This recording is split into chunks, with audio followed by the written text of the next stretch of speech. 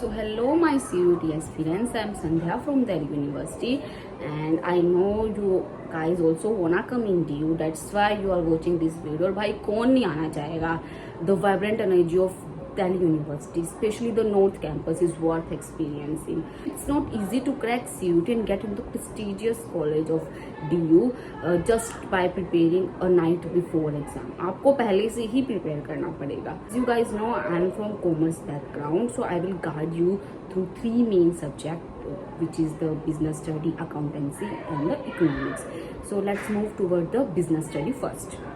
So guys business study के लिए सबसे पहले आपको सिलेबस देखना होगा जो कि एनटीए की वेबसाइट पे है, जिसका लिंक मैंने आपको डिस्क्रिप्शन पे दे दिया है. और for your ease I have already shared my WhatsApp link also in the description box, so you all check out from there, जिसके अंदर मैंने आज सिलेबस का पीडीएफ ही आपको डाउनलोड करके दे रखा है. ठीक है, तो जब आपने सिलेबस सारा देख लिया कि क्या क्या रिलेटेड टॉपिक्स है, क्या क्या आएगा, उसके बाद आप एनसीईआरटी से पढ़ना शुरू करो. मतलब एनसीईआरटी को आप खोद के पी जाओ. मैंने कैसे पढ़ा था, मैंने कैसे फुल मार्क्स स्कोर किया था, कीवर्ड्स देखे. मैं बिजनेस स्टडीज में कीवर्ड्स लर्न किए थे. अभी आप बोर्ड्स की तरह तो नहीं है कि आप पढ़ोगे थोड़ा सा और पैराग्राफ बना के लिख दोगे. अभी एमसीक्यूज आएगा. और सीयूटी में तो क्या होता है कि एनसीईआरटी से लाइन उठ के ही आ जाती है, तो उसके लिए आप कीवर्ड्स लर्न करो. और जैसे आप ऑप्शन देखोगे तो आपके माइंड में क्लिक हो जाएगा कि ये इस टॉपिक से है. मैंने तो ऐसा ही किया था. ठीक है, जब आपने सिलेबस देख लिया, एनसीईआरटी सारा पढ़ लिया, सब रिवाइज कर लिया, उसके बाद आप पीवाईक्यूज करो और मॉक टेस्ट जितने हो सके उतने अटेम्प्ट करो, जिससे कि आपकी प्रिपरेशन अच्छी होगी. और मॉक टेस्ट और पीवाईक्यूज के लिए मैंने क्या किया था, एक टेलीग्राम चैनल है. So let's move on to the economics. Economics के लिए सबसे पहले आपको सिलेबस चेकआउट करना पड़ेगा जो कि एनटीए की वेबसाइट पे है, जिसका लिंक मैंने आपको डिस्क्रिप्शन पे दे दिया, या फिर आप मेरा व्हाट्सएप चैनल भी चेकआउट कर सकते हो, जहाँ पे मैंने आपको पीडीएफ प्रोवाइड कर रखा है. जब आपने सिलेबस देख लिया कि कौन से टॉपिक्स आ रहे हैं, माइक्रो और मैक्रो आ रही है और इंडियन इकोनॉमी नहीं आ रही है, जो कि आपके लिए प्लस पॉइंट है. वरना मेरे जो 2 क्वेश्चन थे वो इंडियन इकोनॉमी वजह से करते, आपको डेट्स याद करनी नहीं पड़ेंगी. सो माइक्रो आपने 11th में पढ़ी थी और मैक्रो 12th में. तो अभी 12th का आपको रिवाइज कर सकते हो, वो आपने अभी अभी पढ़ा है, लेकिन माइक्रो को आपको दोबारा से पढ़ना पड़ेगा. तो आप उसके सारे कंसेप्ट लर्न करो. और मैंने जो रेफरेंस के लिए बुक ली थी वो संदीप गर्ग ली थी, तो मेक श्योर आप वही लो जो आपने 12th में यूज़ की थी. रेफरेंस के लिए मैंने संदीप गर्ग की बुक यूज़ की थी. उसके बाद मैंने यूट्यूब की वीडियोस देखी थी, जो वन शॉट जो सुनील सर प्रोवाइड करते हैं, रजत सर और सीए पराग गुप्ता सर. सो मैंने इनकी वीडियोस देखी थी, इनके वन शॉट देखे थे, जो कंसेप्ट थे वो क्लियर हो गए थे. और इस बार के लिए तो अच्छा ही है. और कंपटीशन मेरे हिसाब से बहुत ज़्यादा होने वाला है, क्योंकि इंडियन इकोनॉमी नहीं आ रही है. आप पीवाईक्यूज देखो, मॉक्स देखो, जिससे कि आप क्वेश्चन का जो फॉर्मेट है वो देखो कि किस टाइप के क्वेश्चंस पूछे जा रहे हैं, उस हिसाब से प्रेस करो, उस हिसाब से आप प्रिपेयर करो.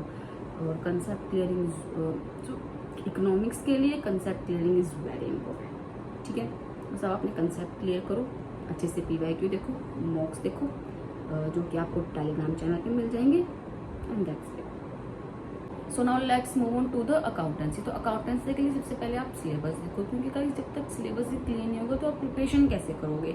तो सबसे पहले आप सिलेबस देखो कि अब की बार कंप्यूटराइज अकाउंटिंग भी आ रही है, तो उसमें क्या क्या टॉपिक्स आ रहे हैं आप वो देखो. मैंने अकाउंटेंसी के लिए डीके गोयल यूज़ की थी, क्योंकि मेरे 12th में मैंने वही यूज़ की थी, लेकिन mostly students TS Grewal use करते हैं, तो वो भी आप कर सकते हो. ठीक है, partnership shares and all. I hope कि इन सब के कंसेप्ट आपको क्लियर होंगे, क्योंकि ये अभी आप पढ़ के आए हो 12th में. ठीक है, तो और अगर नहीं है तो अभी कर लो. अभी आपके पास 30 डेज है, तो आप क्लियर कर सकते हो कंसेप्ट, क्योंकि अकाउंटेंसी में कंसेप्ट क्लियर करना बहुत ज़रूरी है और स्पीड मेंटेन करना. क्योंकि मेरे कुछ फ्रेंड्स हैं जिनके 2-3 क्वेश्चन छूट गए थे. तो और कंप्यूटराइज अकाउंटिंग के लिए मैंने तो एनसीईआरटी ही पढ़ी थी, और एनसीईआरटी की बुक के पीछे जो क्वेश्चंस है जो हर चैप्टर के लास्ट में, आप वो तो करने ही करने हैं आपको, क्योंकि उनमें से ही आते हैं. जब आप पीवाईक्यूज देखोगे तो आप देखोगे उनमें से ही आ रखे हैं. और थ्योरी से बहुत ज़्यादा क्वेश्चन आते हैं. मेरे लास्ट ईयर तो थ्योरी से ही बहुत ज़्यादा क्वेश्चन आते हैं, तो आप वो करना है. एंड मतलब कंसेप्ट अकाउंटेंसी के लिए बस आप कंसेप्ट क्लियर करो और स्पीड अच्छी करो, दैट्स इट। कंप्यूटराइज्ड अकाउंटिंग के लिए एनसीईआरटी पढ़ो और PYQs लगाओ जितना हो सके, मॉक टेस्ट अटेम्प्ट करो जितना हो सके, क्योंकि गाइस प्रैक्टिस जितनी करोगे तभी आपकी अच्छी प्रिपरेशन होगी। So guys, this was my strategy that I used at my time. I hope that it helped you in some way, and I would also like to thank and admire my school teacher. Thank you Anju ma'am, thank you Rashna ma'am, and thank you Kanupriya दीदी, जिनको मैंने बहुत परेशान किया है CUT के time पे। So thank you, and English strategy and GAT strategy will come in the next video, so stay tuned for that, and all the best for your CUT preparation. Thank you so much.